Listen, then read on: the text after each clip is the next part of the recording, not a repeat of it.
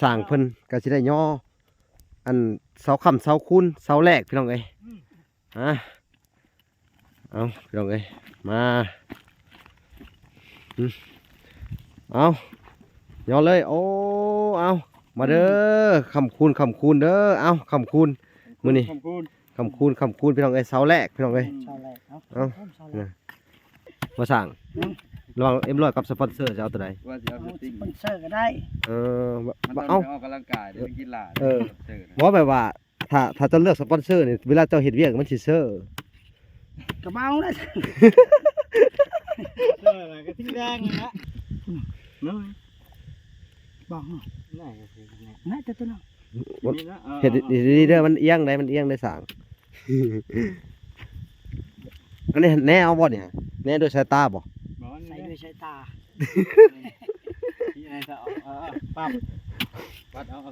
แบบเคิงละที่จริงเคิงละพี่น้องแต่ว่าสร้างบ่มั่นใจสร้างบ่มั่นใจสร้างวันแน่เอาวัดสายตาวัดนิดนึงว่ะเอียงนิดนึงเนาะยันมันเซ่จังหวะยันมันเซ่นิดนึงมั่นใจเพิ่นว่า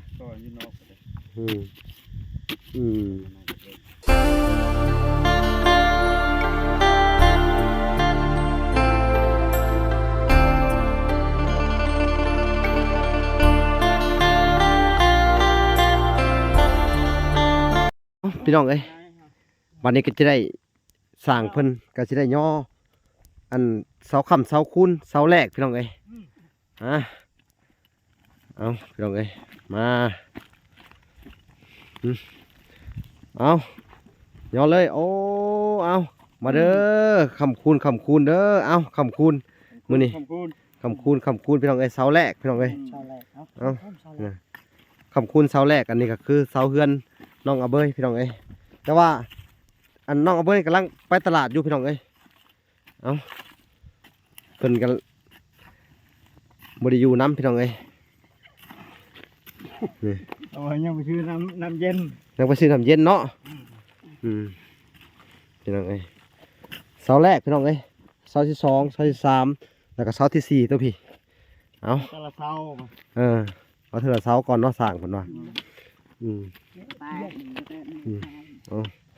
ทั้งสร้างไปว่องไวดีพี่น้องปุ๊บปับเลยนะก็คือว่าในพิธีนี่เนาะเสากับคนกับโบราณพี่น้องเอ้ยเอาธรรมดาเอาแบบบ้านๆพี่น้องเอ้ยก็เป็นมือเลิกงามยามดีพี่น้องเอ้ยคำคูนเอาให้อยู่เย็นเป็นสุขเด้ออาเบยไอ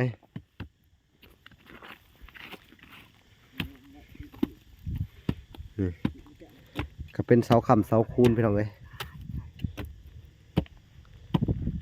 เสาแรกแหกม้านเพิ่นว่ามื้อสันวันดีพี่น้องเอ้ยเรือนหลังนี้อยู่แล้วสบายมีแต่ความอัน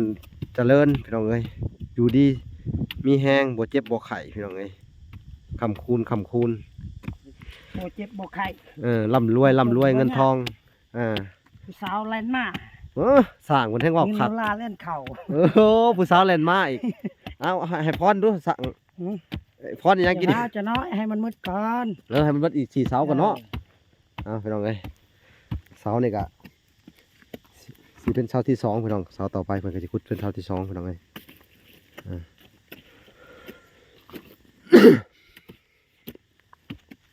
นี่ก็ธรรมดาพี่น้องเอ้ยบ่ใหญ่บ่โตปานใดนี่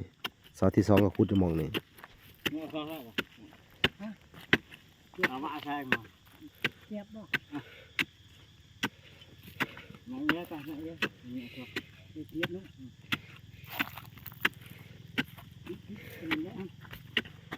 อันนั้นน่ะ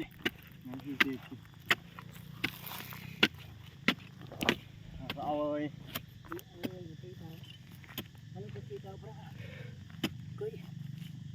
เดี๋ยวรถจักรยานนะจุดเราเนี่ยโจกตุกจ้ะโจกตุกเด้อตุกปืดจ้ะจำนะแล้วสั่งดินแข็งอยู่สั่งแข็งอยู่เนาะสิบไหวเลยเอาสิปบย้อนดินนี่แหละแข็งมือแข็งตีนไว้เด้ออย่าไปแข็งอย่างอื่นเด้เสียเงินแข็งอื่น เออเนาะแข็งมือแข็งตีนแน่ดินแข็งก็ต้องแข็งน้ำมันเนาะเราสั่ง โดย สั่งเป็นคนตลกเลยพี่น้องเลยสั่งเลย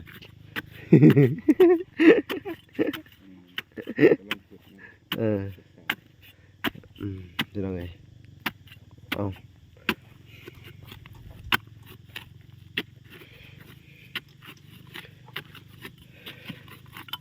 ดินกับกำลังดีพี่น้องไอ้ผงๆแน่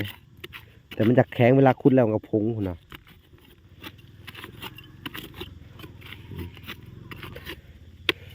หุ่นแข็งปึกเลยป๊าดพี่น้องเลย ฮ้อน เอา หนาวต่าง ฮ้อนเอา หนาวฮ้อน หนาว สั่งหนาวหนาวหรือฮ้อนวะ หนาวเลย หนาวแหละอืม มันเกินหอนเลย เกินฮ้อนเลยเพื่อออกร้ายจนหนาวบ่ เออ พี่น้องเลยเอาเพื่อออกร้ายจนหนาวเพิ่นว่า จนหนาว อืม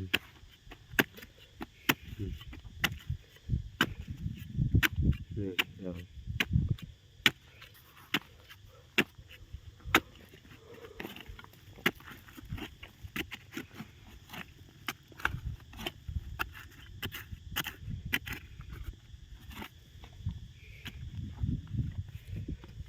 เสาที่สองก็ใกล้สิย่อขึ้นแล้วพี่น้องเอ้ย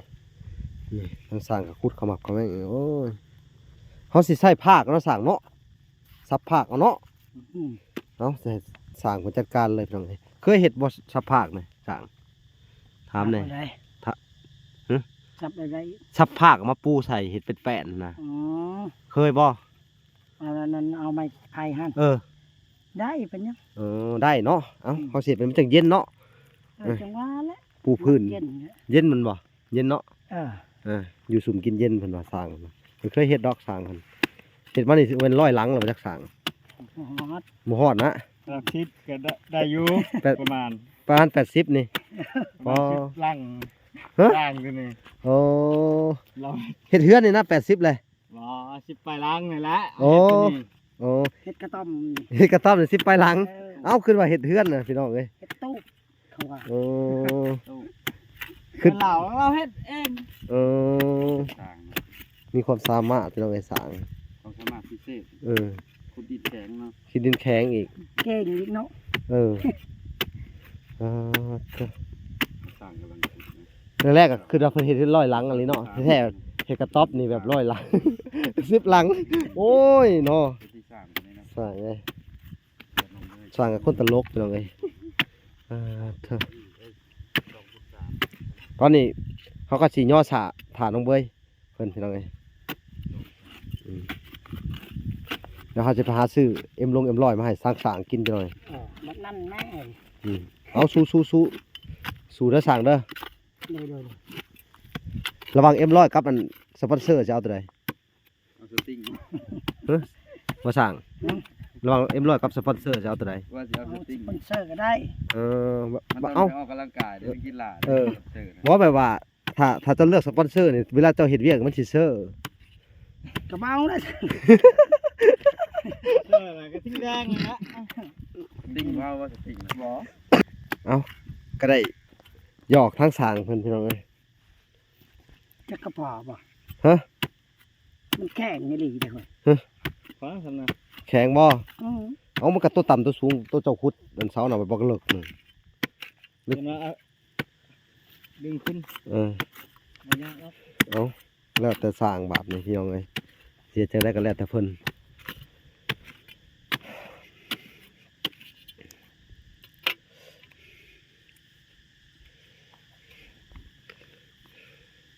มูลค่ากระต๊อบพี่น้องเอ้ยทั้งรวมทั้งไม้ทั้งเพิ่นเฮ็ดน้ำกันล้านกว่าล้านล้าน2พี่น้องเอ้ยคุยราคากันเรียบร้อยเลยพี่น้องเอ้ยเดี๋ยวทางเวลาก็ผู้และแล้วเสร็จเบียกผู้และจังสิได้มอบเงินให้เพิ่นพี่น้องเอ้ยก็เป็นทั้งอันปัจจัยจากอันแม่ตู้จาก USA คือเก่าพี่น้องเอ้ยที่สวยสนับสนุนมาทั้งน้องเบยพี่น้องเอาจังได้ไกขอ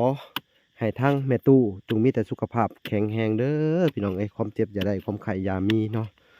เอาสุขกายสบายใจขอให้แม่ตู้คิดสิ่งใดสมดังปรารถนาพี่น้องให้เงินคำหลั่งไหลเข้ามาพี่น้องเอ้ยในมื้อนี้วันนี้เนาะขอให้แม่ตู้จงอันมีแต่สุขภาพแข็งแรงพี่น้องอายุมันขวัญยืนพี่น้องเอ้ยอายุร้อยปีเด้ออีแม่เอ้ยเอาสาธุบุญนำนี่พี่น้องใกล้สิแล้วแหละเป็นวันเลิกเติบแล้วมันเจ็บมือเนี่ยสร้างก็ได้แดดก็แดดเนาะเดี๋ยวน้องเบยกำลังซื้อนะมาอยู่เอ็มร้อยมาอยู่ใจเย็นๆเอาพี่น้องเอ้ย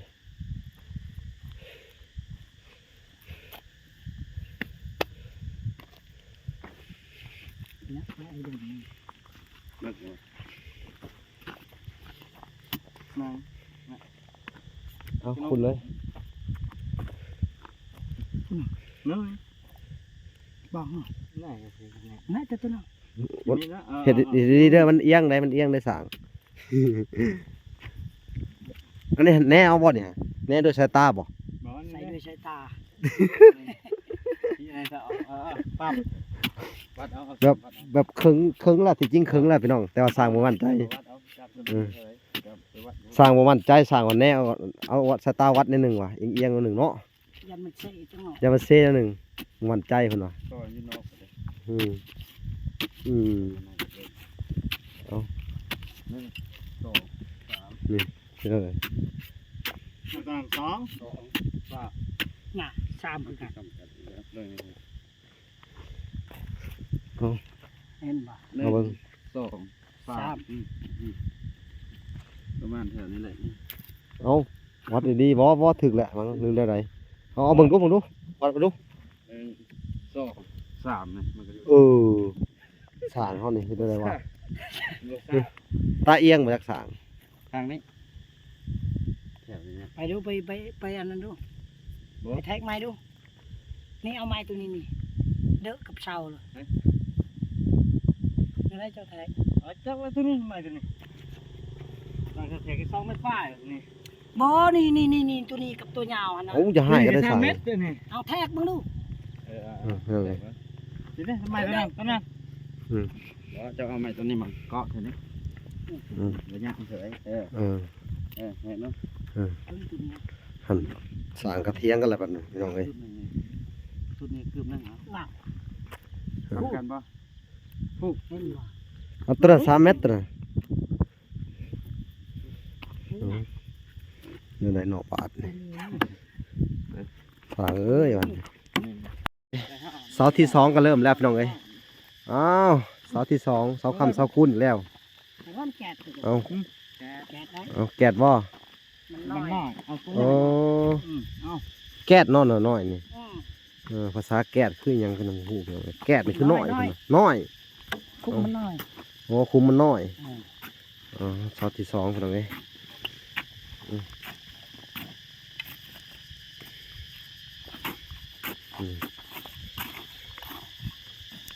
แต่มา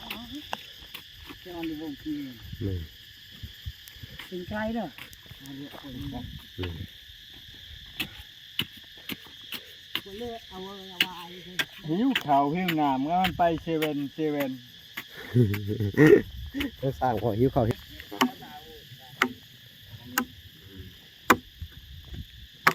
ซับออกง่ายอยู่เนาะสั่งเนาะ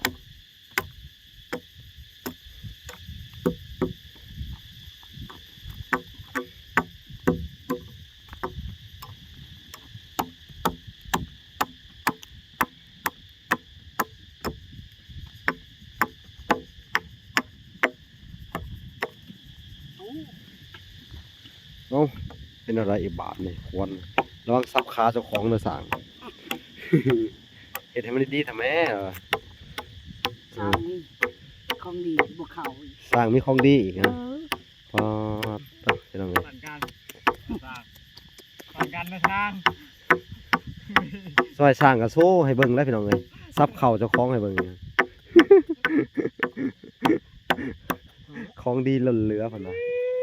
เอาเสาที่3พี่น้องเลยมาแล้ว นี่ ชี้ ฮะ เอาไปชี้ อ๋อที่สี่แล้วเนาะ อืม เอาพี่น้องเอ้ยที่สี่แล้วพี่น้องเอ้ยเพิ่นว่าเสาน่ะอันเป็นเสาอันที่สามพี่น้องเอ้ยนี่เสานี่เสาที่สี่เสาสุดท้ายแล้วพี่น้องเอ้ยเพราะว่าเพิ่นหลักอันหลักเอาขึ้นเสาหนึ่งพี่น้องเอ้ยบ่บอกก็เลยสร้างก็ได้ มาได้ละพอขึ้นก่อน มือกล้องงัวแตนไอ้นะไปเข้าห้องน้ำงูมาที่เอาขึ้นเสาหนึ่งอีกเลยเสาที่สามครับกลายเป็นว่าเสานี่เสาที่สี่พี่น้องเอ้ยขอโทษขออภัยนำพี่น้องเอ้ยเอาบาทนี่เนาะครบเบิดสี่เสาเลยพี่น้องเอ้ยนี่เอาเสาเข่าสำคูณทาเล็กตะปูเนาะเอากำลังไปซื้อเล็กตะปูพี่น้องเอ้ยบาทนี่จะได้ยอกขึ้นแล้วโอ้กระต๊อบน้อยพี่น้องเอ้ยบาทนี่ คัก ขักเนาะ เขามาจิก สมาชิกจับเจือเนาะ เออ อืม นอนซ้ำเอาไว้อยู่นี่ก็ว่า เออ ชุดกับบ่ได้ชุด ขนาดกระต๊อบน้อยยังบักใหญ่นะพี่น้องเอ้ยรู้ลาขนาด ห้องแฮมพุ่นแล้ว สมพงษ์แฮมหาเดือนหาดาวพี่น้องเอ้ย หาเดือนหาดาวพี่น้องเอ้ย มันกระต๊อบนี่เฮือน เดือนน้อย เฮือนน้อยทางบ้านมันค่อย เดือนน้อยนะ เออ โอ้วันยังอีกกัน อ๋อ สร้างยังกันอะไรจะได้พี่น้องเอ้ยยังนึกติดหนี่ให้ได้ไม้ไผ่บ้านเอามาซับเป็นผ้าพี่น้องเอ้ย มีอยู่ เออ อยู่บ้านแล้วมีอยู่ขันตัดนะ ซับมาเลย ว่าอยู่ ก็คือว่ามื้อนี้กับเบิดมื้อเนาะพี่น้องเอ้ยใช่เพิ่นเฮ็ดเบิดมื้อเนาะพี่น้องสงสารมันแล้วพี่น้องเอ้ยสงสารมันได้อยู่กะว่ามื้อนี้แหละสิได้อยู่เลยพี่น้องเอ้ยหรือว่ามื้ออื่นถ้าว่ามันยังบ่แล้วก็ใส่เพิ่นเฮ็ดมื้ออื่นเพื่อเขาจะได้หาเครื่องปูอีกพี่น้องเอ้ยเนาะทั้งสร้างก็ใจดีอยู่ดอกพี่น้องเอ้ยราคาเป็นกันเองพี่น้องเอ้ย ไม่อุปกรณ์อิหยังเพิ่นเบิดลากแก่ของเพิ่นเบิดทุนเพิ่นจะมีวิโก้คูบูต้า คอยาวกับลากแก่ไม้มาพี่น้องเอ้ยเถอะ เอาพี่น้องเอ้ยมื้อนี้กับค่ำคูณพี่น้องเอ้ยยกขึ้นไปเทียมห้อยเนาะอันนี้ก็เป็นคลิปที่สองต่อจากคลิปปรุงอันผาหวานพี่น้องเอ้ยหลังจากที่บ่าวปรุงผาหวานแล้วอุ้ยจุดทูบวันนี้ยังบ่ใหม่เดี๋ยวสิจุดให้ทุกคนเบิ่งเลขเด้อพี่น้องเอ้ยจังหน่อยนี้เอารอรุ่นกันต่อไปว่าสิออกเลขหยังพี่น้องเอ้ยสิจุดให้เบิ่งอีกพี่น้องเอ้ยเอาหลังจากเอาเบยกำลังสิมาพี่น้องเอ้ยมาย่ออันนี้อัน เพิ่นกำลังสีมาพี่น้องเอาเบยเพิ่นไปซื้ออันน้ำหวานมาให้ทางอัดสร้างพี่น้องเอ้ยเอาโอเคเพิ่นก็ได้ตอกตะปูเลยตะปูกับบ่เข้าพี่น้องเอ้ยแล้วจะให้เพิ่นไปซื้อตะปูมาใหม่อีกทีนึงจะได้ตะปูยังสั่ง ชิเจ้าบ่ ตะปู10บ่ ดูซิป ตะปู10เนาะเอาอันเอาไว้เอาไปซื้อตะปู10เอาโลนึงแล้วก็อัน น้ อันน้ำสปอนเซอร์ก็ได้M100ก็ได้1 2 3 ขวด4 ขวดเอามา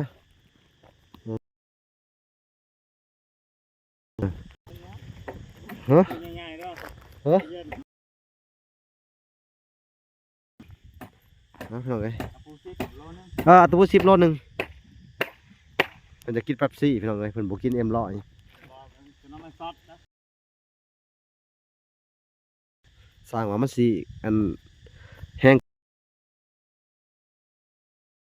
อันระวังเด้อมันจากเซลงใต้ได้อสั่งคอยเบิ่งคักเลยพุ่นเซไปผู้ ว่าจะน้อยจะเสียง อันเด้โยกเยกคือฮอร์โมนลำนี่ยุ่งขึ้นมาอีกนิดนึงเด้อเอาเบิ่งดีๆเอาพี่น้องเอ้ย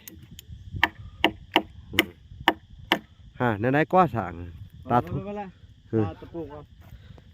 เต็มตะปูอันนั้นเต็มนั่นเอาเกี่ยวแล้ว เอาพี่น้องเอ้ยกับที่บลา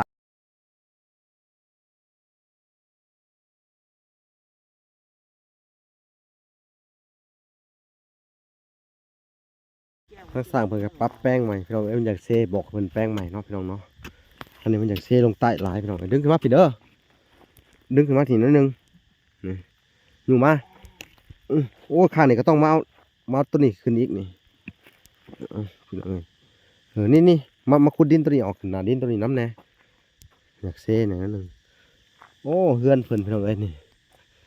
อันเฮือนกระต๊อบน้อยพี่น้องทั้งสร้างเพิ่นก็แก่ก่อนเป็นอะไรสร้างปวดหัวเลยบาดนี่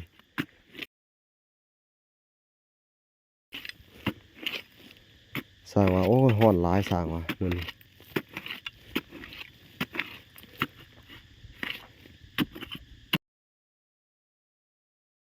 พี่น้องเอ้ยคือว่ามันสิง่ายเนาะพี่น้องว้าทุ่มบ่ง่ายได้พี่น้องเอ้ยยังยากเนาะ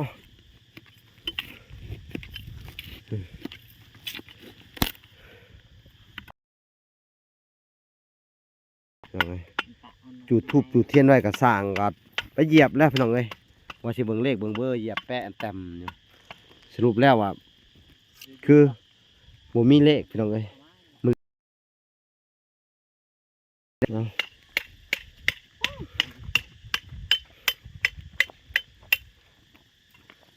ก็ปล่อยให้ทางสร้างเพิ่นเฮ็ดไปพี่น้องเอ้ย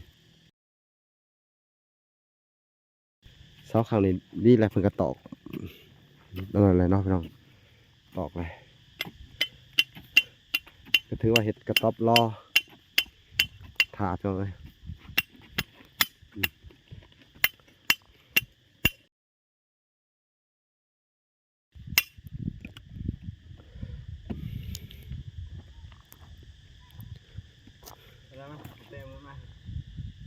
จะได้ละตลอด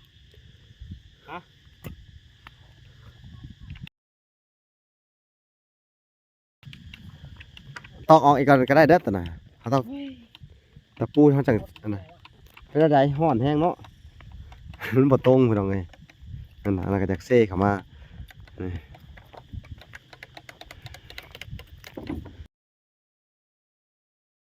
ฮ้อนมันฮ้อนแดดนี่แหละพี่น้องที่สำคัญ อู้สุขอรอต้องสีดอก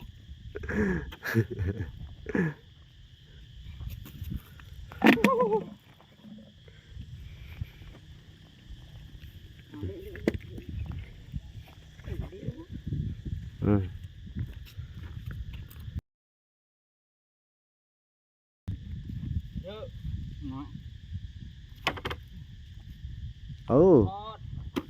ตีกลับมานิดนึง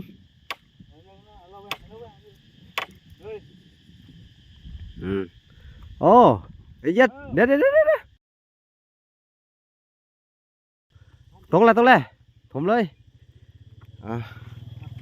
พี่น้องเอ้ยกระตรงแหละพี่น้องเอ้ยนี่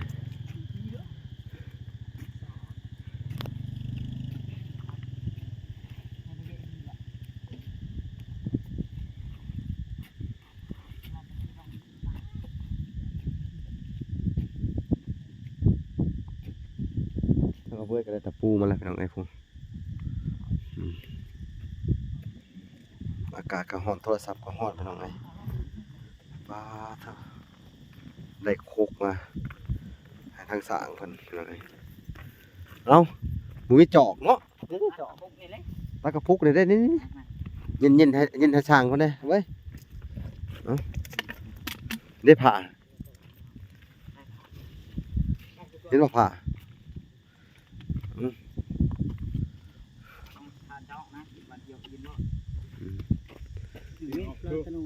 จะปรุนนะในที่กันในทางทุกคน อากาศร้อนพี่น้องเอ้ย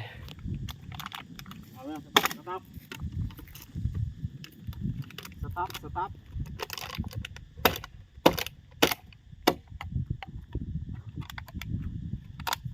ได้แล้วนะ เย็นให้สร้างเพิ่น เรื่องก็ ไปเล่นอะไรเงี้ยจ้ะเห็นไหม เป็นได้สร้างข้างหนึงกว้างข้างหนึงยาวบ่เห็นดีๆเด้อ อ๋อตัวเชื่อได้ยังยุ่งเลย เอาย่อยยกกระช่างก่อนฮะพอมีแห้งครับเอาแม่ได้ยินเด้อกินน้ำเย็นๆก่อนจะได้มีแห้ง จะได้ ไม่ก็ยุ่งแล้วไอ้ติ๊กให้เดือดแล้วนะครับ บ่ฮักหรอกเนาะตัวคนเดียวพี่น้องเอ้ยบ่ฮักหรอก ตาให้ติ๊กนะคดี นอกจากจะเอาเบอร์สิเอาสร้างมาอยู่นำฮักต้น พอแล้วอยากมาอยู่ก็มาอยู่ดอกบ่ฮักดอกสำนึก ทำนี่นะ คนไป 10 คนก็บ่ฮักเนาะเป็นได้เบอร์ความรู้สึก ดีใจ ดีใจแฮงเนาะโอ้ยิ้มแย้มแก้มใสแล้วแต่เก่าหน้าเศร้าอยู่พี่น้องเอ้ย ได้รับจุด ไม้ ได้ครับมา มื้อนี้ดีใจสุดๆเพิ่นว่าโอ้ยได้เห็นเฮือนกระต๊อบน้อยเพิ่นอันน่ะคักบ่กระต๊อบน้อยนี่เนาะเอาขอบคุณนั่นแม่ตู้เด้อจังได๋เด้อเดี๋ยวจะให้ทางอันดับเบิ้ลขอบคุณหรือว่าขอบใจทางแม่ตู้จาก USA พี่น้องเอ้ยเพิ่นก็ได้เฮ็ดกระต๊อบน้อยอันนี้ให้เนาะเป็นจำนวนเงินอยู่อัน100พี่น้องเอ้ยนี่กระต๊อบนี่ก็ได้ที่เหลือก็เพิ่นก็บอกว่าซื้ออยู่ซื้อกินให้ทางอาเบยเด้อเพิ่นว่าซื้ออยู่ซื้อกินน้ำแล้วก็ได้มาอยู่น้ำเพิ่นนี่แหละพี่น้องเอ้ยซื้ออยู่ซื้อกินน้ำกันนี่แหละค่าน้ำมูกน้ำมันพี่น้องเอ้ยซื้ออยู่ซื้อกินน้ำอาเบยวันหลังก็จะมาอยู่น้ำเพิ่นสักพักหนึงพี่น้องเอ้ยสงสารได้อันเฮือนใหม่พี่น้องเอ้ย เริ่มแปรใช่ ให้ทางอาบิกคนหล่อ ดีคนเหรอ เพจอาบิกเนาะพี่น้องเนาะหลังจากนี้ก็ กดเถอะนะเดี๋ยวเราจะบล็อกเฟซเธอ สิได้ให้เพิ่นเฮ็ดไปเรื่อยๆพี่น้องเอ้ยมาลากกันให้เพิ่นไปแก้ผ้าแถบมาก่อนพี่น้องเอ้ยแม่นแหละหลังจากเหลือจ้างจ้างสร้างอยู่ประมาณมันสิถึกอยู่1,200,000พี่น้องรวมทั้งไม้ทั้งอิหยังเบิด1,200,000แล้วก็สิให้เพิ่นสิไปซื้อทั้งอันผ้าตาดมาใส่ก่อนผ้าแถบมาใส่4ด้านพี่น้องเอ้ย1 2 3 4อุ้ยน่าจะใส่3-4แผ่นพุ่นแหละนี่แผ่น5แผ่นเนาะ4บ่4หรือ5นี่ล่ะพี่น้องเอ้ยป่ะข้างนี้อีกนี่ ทางไหน นี่ข้างข้างหน้านี่ใส่อีกเฮ็ดประตู5หรือ6เอาเป็นไงนี่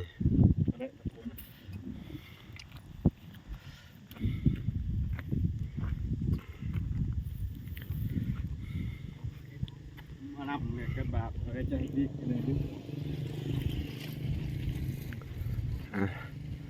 ทั้งสร้างมันก็สิตอกตะปูก่อนพี่น้องเอ้ยเบิ่งคักแล้วสร้างเด้ออย่าให้วิดเวียกได้เสียสร้างบ่ได้ได้FC เพิ่นเบิ่งหลายเนี่ยโอ้สร้างเนี่ยว่าบ่คักแล้วว่าอีกจังได๋เพิ่นว่า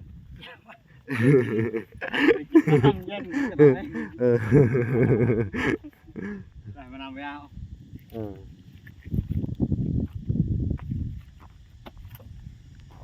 เลยพี่น้องเอ้ย เอ็ดให้ผู้ใดผู้นี้บ่ โดยเอ้าสบายดีเด้อ สบายดี เอ้าพี่น้องเอ้ยสบายดี ดีใจ ดี ใจแล้ว อันนี้เฮ็ดเฮือนน้อยให้เพิ่นถ่าเด้อเฮ็ดเฮือนน้อย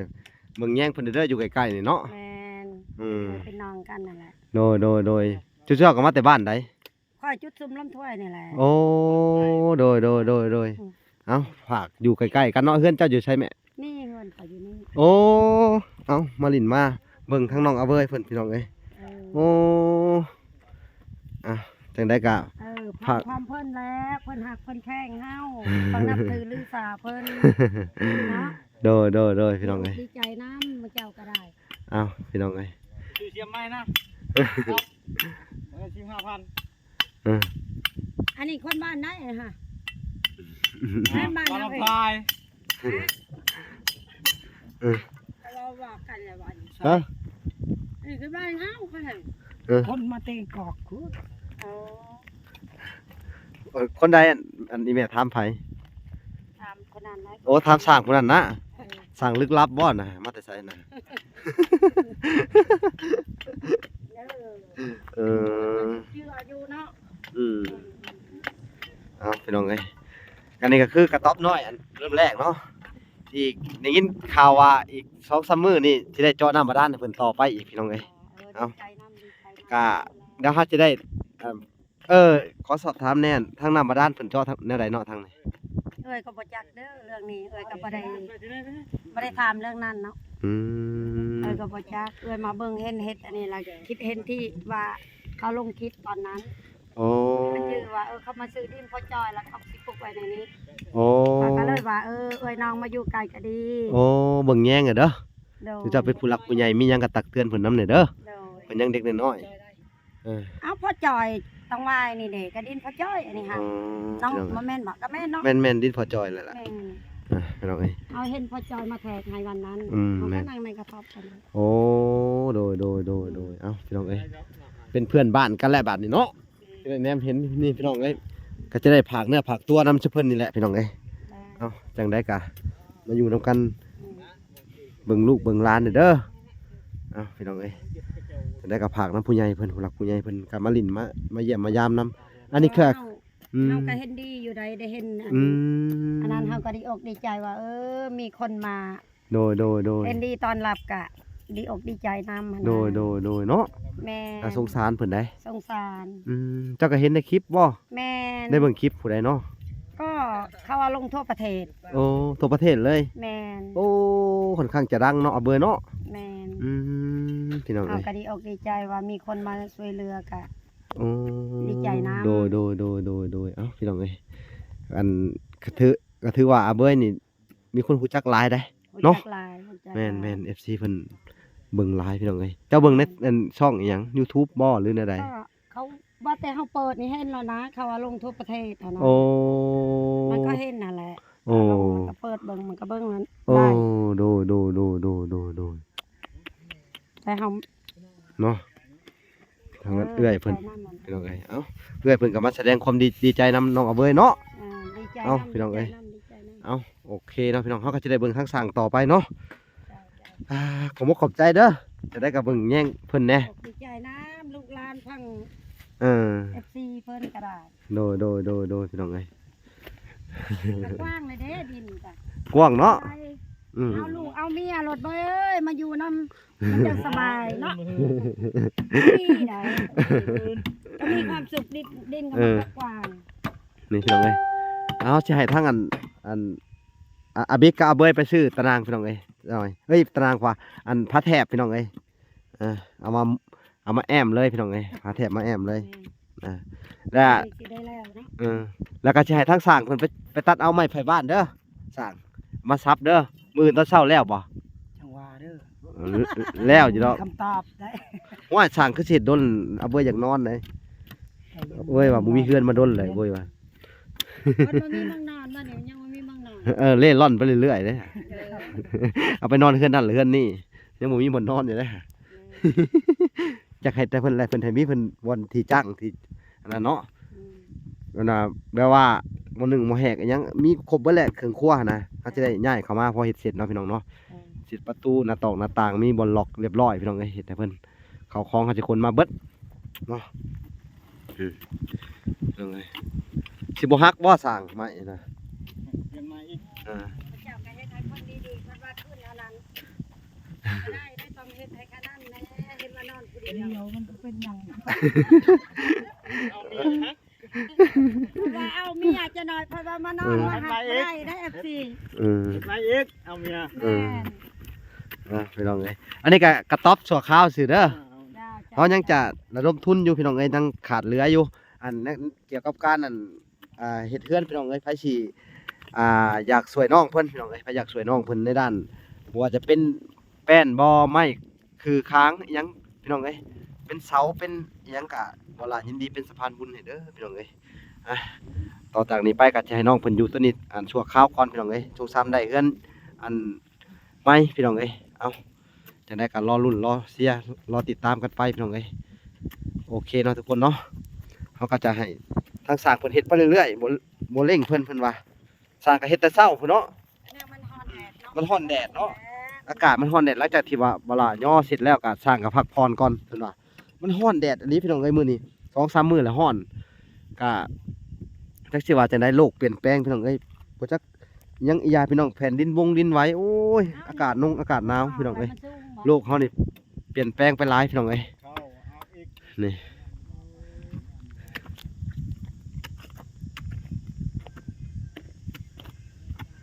นี่จะให้ตำป่า เฮ็ด อันน่ะสร้างอันน่ะวัดปูภาคเข้าไปเด้ฮะสิได้ภาคเข้าไปปูภาคเข้าไปได้อยู่ดอกเนาะบ่เอียงเนาะสร้างกับหัว ต้องใส่อีกในนี้หั่นยังอันนั้น เฮ็ดให้มันดีๆนะมันตรงๆแล้วเอาไม้ใหญ่ข้างๆนึงเนาะเอาอีกลำนึงเนาะ แม่ มื้ออื่นเนาะเอาอีกลำหนึงเข้ามากาดอยู่นี่แล้วจังค่อยซับภาคใส่เลยบัดนี้ ก็มีเอ้ยมีน้องมานั่งลิ้นนำกะ แม่น บ่ว่าเราว่าสินั่งผู้เดียวคนเฮาเฮ็ดดีได้สร้าง หั่นเด้ สร้างกับมันออกในนี่แล้ว FC เข้าเบิ่งทุกคนนะฮะ ห่านเห็นบ่แม่เพิ่นว่า เออ ระวังได้เจ้าสร้างเฮ็ดบ่ดีนี่เขาสิด่าเจ้าได้สร้างเลย โอ้สร้างนี่ก็คนจบคนรอเนาะ เออ นั่นแหละ สร้างกับคนจบคนหล่อมาเฮ็ดบ่ดีพ่อ เฮ็ดดีๆได้เพราะว่าไปนั่งอยู่ ฮักฟังรถบ่ บ่ได้ เออ ไผสิดุเฮ็ดคอยดุบ่ได้ดุเฮ็ดแหละเฮ็ดให้มันตะนักเลยนี่เฮาอันนั้นใส่อีกนี่เส้นหนึง โดยแม่นแหละ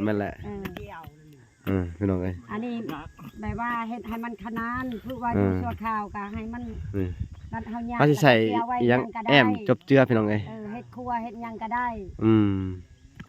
อันจะสบายใจ เป็นจะได้อัน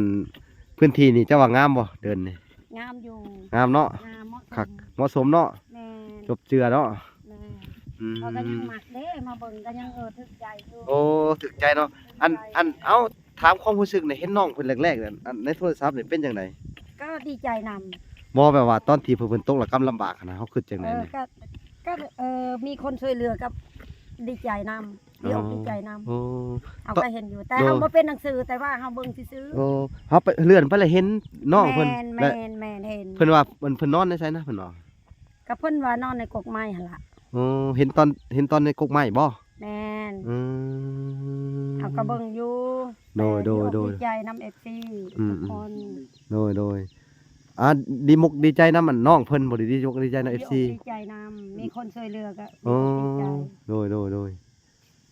เอ้าพี่น้องเอ้ยเอาขึ้นเลยเอาขึ้นดิ ทาง สร้างให้มันมีแรงยังไม่ได้กินน้ำไม่ได้กินข้าวบ่นี่ เพิ่นว่าสิเมื่อกี้นี่ก็ซื้อเป๊ปซี่มาให้เพิ่นกินอยู่เมื่อกี้นี่เดี๋ยวโชคชัยสิอยากกินหยังเดี๋ยวสิซื้อให้อีกเดี๋ยวถามสร้างก่ จะ อน ได้ซื้ออันนั้น อืม หัวหมูให้เขากินในเด้อนี่ ฮะ 50,000 6คอ อัวหมู แม่นเฮ็ดเองฝีมือเอง ของเจ้านี่ ของคอยนี่คอยหาก็เฮ็ดแล้วนี่ 50,000 6คอ แม่น เอาอัวเป็นหยังคือสิแพงแท้มันนี่ เอ้าคอหนึง10,000มันอัวสดเนาะ โอ้ว่าซั่น แม่น เออ จะให้ลองเบิ่งสิมืออันของคอยนี่ว่าแซ่บบ่ เอาพี่น้องเอ้ย ให้ลองเบิ่ง เบิ่งไปเรื่อยๆก่อนพี่น้องเอ้ยนี่เนาะก็จังได๋ก็มอบหมายให้ทางสร้างเพิ่นพี่น้องเอ้ยมื้อนี้ก็สิให้เพิ่นเฮ็ดจนมันอันคอนพุ่นแหละมื้ออื่นนี่ก็จังสิให้เพิ่นมาไอ้เฮ็ดใหม่อีกพี่น้องเอ้ยเอา ตีกรักกันพี่ เพราะว่าบ่แล้ว อาจิตอาใจเบิ่งติ ถ้ามันแล้วมื้อนี้ก็ดีถ้าบ่แล้วก็มื้ออื่นจังนำต่อ บ่อื่นดอกจังแล้วมื้อนี้บ่แล้วดอก บ่แล้วเนาะ บ่แล้ว มันสิค่ำก่อนเนาะ แม่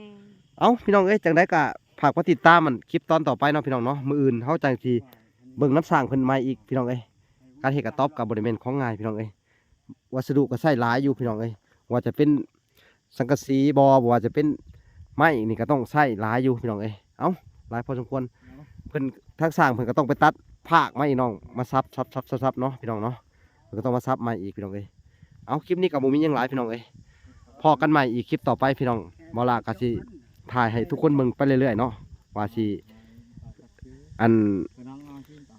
แล้วบ่หรือว่าบ่แล้วก็ต้องถามสร้างเพิ่นต่อไปเอาไปได้มื้ออื่นแล้วบ่มื้ออื่นนี่ แล้วมือ มื้ออื่นแล้วเนาะ เข่า มื้อนี้ก็ให้สร้างพักผ่อนก่อนเนาะ อืม เอาพี่น้องเอ้ยใช่ทางสร้างทางหยังพักผ่อนก่อนเผื่อมันร้อนมันแดดพี่น้องร้อนเอาแห้งอีหลีเอาพี่น้องเอ้ยเวลาก็สิได้จบก่อนเมื่อเพิ่นก็ทางสร้างเพิ่นก็ว่าอิหยังนะสร้าง เอาอันนั้นก่อน ขอเงินก่อน ใส่น้ำมัน เบิกเงิน เออ ใส่น้ำมันเนาะ เออ ทั้งเบิดนี่อันเฮาสิจ้างเพิ่นรวมเบิดพี่น้องเอ้ย จะ ล้าน2พี่น้องเอ้ย ล้าน200,000 ล้าน200,000พี่น้องเอ้ยแล้วก็เฮาก็สิให้เพิ่นก่อนคนละแสนเนาะได้สิบ่ ได้บ่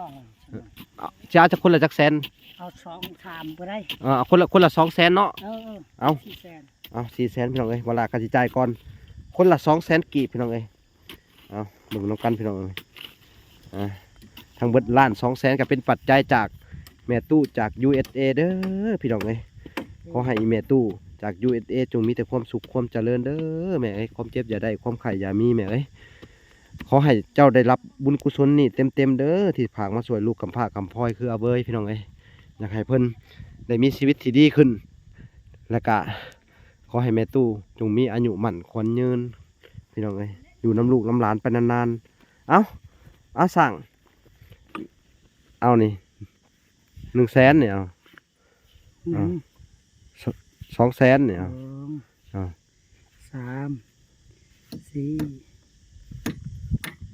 4บ่อน เอานับมันก่อนนับมันด้วยจักแสนได้